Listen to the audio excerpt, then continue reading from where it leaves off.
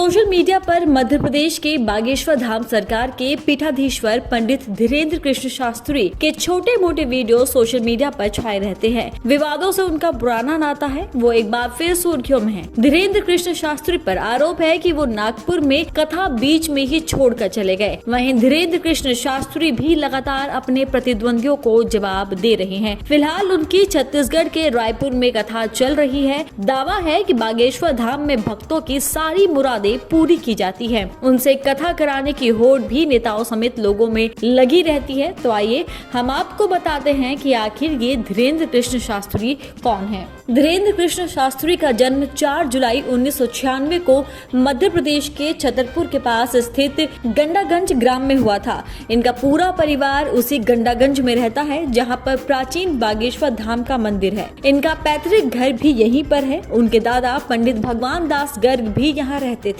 इनके दादा ने चित्रकूट के निर्मोही अखाड़े से दीक्षा हासिल की है, जिसके बाद वे गंडा गांव पहुंचे, जहां उन्होंने बागेश्वर धाम मंदिर का जीर्णोद्धार करवाया। यहीं पर धीरेन्द्र कृष्ण के दादाजी भी दरबार लगाया करते थे। उन्होंने संन्यास आश्रम ग्रहण कर लिया था। धीरेन्द्र महाराज के गंडागंज वाले पैतृक घर में माता पिता व उनका एक छोटा भाई भी रहता है। इनके पिता का नाम राम कृपाल गर्ग था, जो नशे के आदी थे। इसी कारण वो ज्यादा कुछ काम करते नहीं थे। इनकी माता जी का नाम सरोज गर्ग था। धीरेन्द्र के छोटे भाई शालिग्राम गर्ग जी महाराज हैं, वो भी बालाजी बागेश्वर धाम को समर्पित है। धीरेन्द्र के पिताजी के कुचरा करने के कारण परिवार की आर्थिक स्थिति बहुत खराब थी। 3-3 दिन तक खाने का अभाव रहता था। जैसे तैसे घर चलता था। रहने के लिए एक छोटा सा कच्चा मकान था, जो बरसात के दिनों में टपका करता था। ये तो हुई उनके शुरुआती जीवन की बात, लेकिन ये भी जानना जरूरी है कि धीरेन्द्र कृष्ण शास्त्री की शिक्षा दीक्षा कहाँ से हुई, कैसे वो एक साधारण आदमी से सन्यासी बन गए। तो आइए हम आपको बताते हैं। धीरेन्द्र कृष्ण ने शुरुआती शिक्षा गांव के ही सरकारी स्कूल से हासिल की। उन्होंने 8वीं तक शिक्षा अपने गांव से पाई, जिसके बाद आगे की पढ़ाई के लिए उन्हें 5 किलोमीटर दूरगंज के स्कूल में जाना होता था। आर्थिक अभाव के कारण वो 5 किलोमीटर का सफर हर रोज पैदल ही तय करते थे। यहाँ से उन्होंने 12वीं तक की पढ़ाई की। आगे की पढ़ाई के लिए उन्होंने कला संकाय से स्नातक में दाखिला लिया, लेकिन आर्थिक अभाव और धर्म में भक्ति और आस्था के कारण बीच में ही पढ़ाई छोड़ दी। धीरेन्द्र परिवार के सबसे बड़े लड़के हैं, जिस कारण परिवार का भरण पोषण भी इन्हीं को करना होता था, जिसके चलते ये लोगों के घर में जा जाकर दान दक्षिणा मांगा करते थे। साथ ही कथा व पूजा करके घर का भरण पोषण करते थे। आखिर नागपुर में हुआ क्या था, जिसके कारण आज लोग उन पर सवाल खड़े कर रहे हैं। तो हम आपको बता दें, दरअसल बागेश्वर धाम के पीठाधीश्वर धीरेन्द्र कृष्ण शास्त्री पर अंधविश्वास को बढ़ावा देने का आरोप लगा है। उनके खिलाफ नागपुर में पुलिस केस दर्ज किया गया है। ये केस नागपुर की अंधश्रद्धा निर्मूलन समिति ने दर्ज करवाया। समिति का कहना है कि अगर पुलिस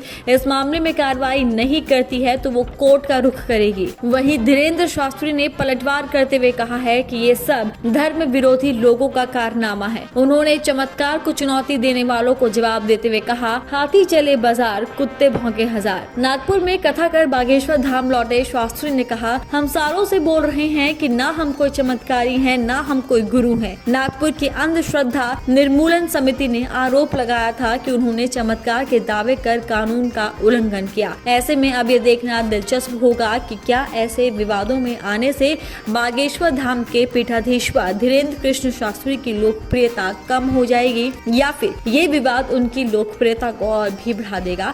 ये तो समय ही बताएगा, लेकिन फिलहाल इतना जरूर साफ है कि इससे पहले भी विवादों से घिरे रहने वाले शास्त्री जी पर जल्द ही नागपुर पुलिस कार्रवाई कर सकती है।